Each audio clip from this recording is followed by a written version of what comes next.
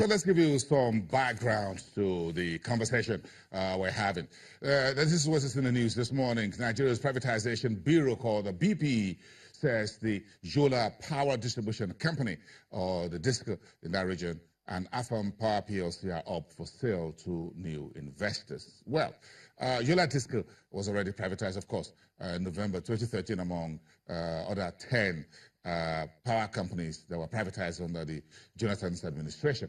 But the BP now says it wants to sell the Yola Disco because the investor says we don't want anymore, we're handing off, so take your business back and give us our money back as well. So, but the UBP is here to refund the core investors $146.8 million, which they paid for 51% equity for the Yola facility.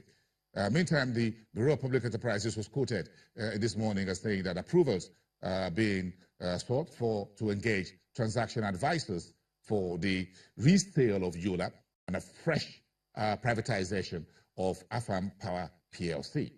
The Yola Disco operator issued repeated force majeure on its coverage areas of Yobe, Adamawa, Borno, and Taraba.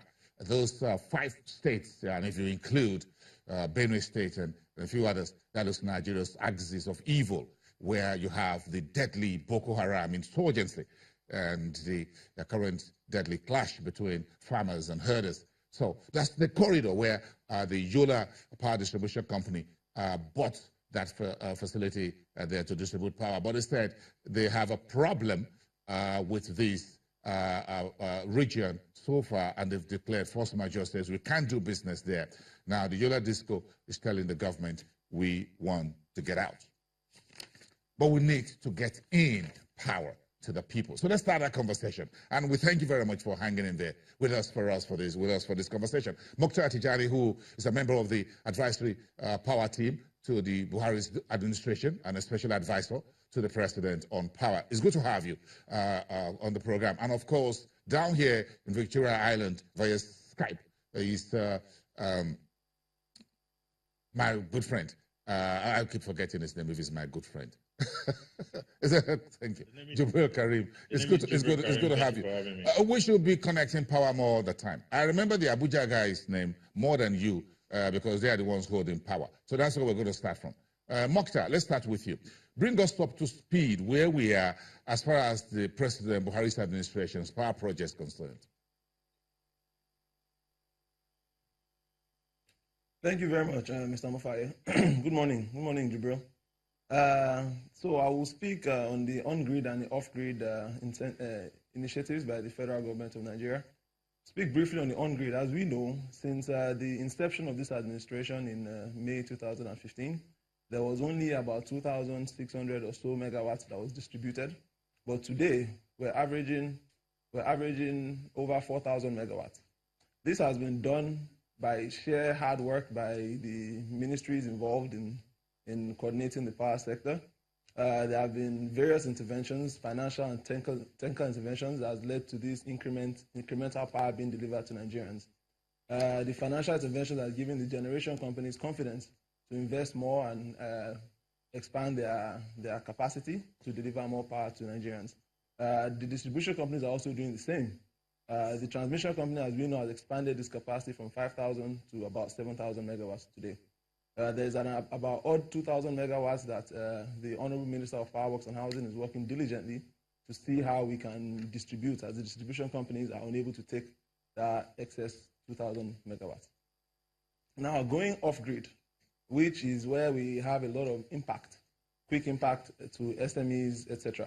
So the off-grid strategy of the President Muhammad Buhari administration has a handful of initiatives. There are about 5 of them.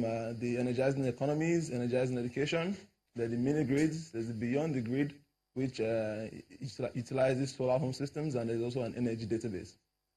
In line with the economic recovery and growth plan, which seeks to leverage the power of the private sector and also unlock issues with growth of SMEs, the Energizing Economies program seeks to take power directly to economic clusters, off-grid economic clusters, to ensure improvement in growth of these SMEs. So these are the 5 various off-grid incentives for the administration being implemented by the Rural Electrification Agency. And like I said, on-grid, there's a lot of expansion and a lot of work is being done to ensure more power is delivered to Nigerians. I think it's a general consensus. Everybody would agree that power has improved over the past 2.5 years. Well, thank you very much for giving us that tune of that conversation for us and giving us a bit of a very brief statement of where we are on-grid and off-grid. Jibril, let's bring you in on this. What do you consider as the state of on-grid power as we speak right now of the administration? Well, I can't really, I don't really have any ground to disprove anything that Mukhtaar talked about in terms of increasing the volume of electricity generated. Of course, it has increased from when they took over in 2015 up to now. However, it has not been at the pace that was anticipated. And that being said, I think the most important factor that has not really worked out well for me is that the focus has so much been on short-term sustainability as against long-term sustainability. And what do I mean by this? What I mean by this is that if you look at the entire industry, the administration, whether in 2019 or 2023, will eventually depart. What you want to build is an industry that is sustainable in the long run. So what we have now is that the power sector as it is today is not self-sustaining. And this has translated to different issues in the power sector. That means governments have to step in at different times in terms of subsidizing consumers and also directly involving themselves in projects. So what we have is a situation where the industry on its own cannot stand alone and operate without interference from government in offering all these subsidies that I discussed earlier. So for me, I do think, yes, work has been done in terms of transmission. Transmission grid capacity has increased from the 4,500, 5,000 level it used to be to about 7,000 as it has stated. Of course, our available capacity has always been above the current generation level, but has not been properly utilized. Of course, our available capacity has also increased and utilization has increased a little bit. But another factor that has always plagued the industry still continues in terms of maximizing the available capacity. If you look at capacity utilization today and the constraints that gas brings to generation that is available, that is being utilized today, is still very high.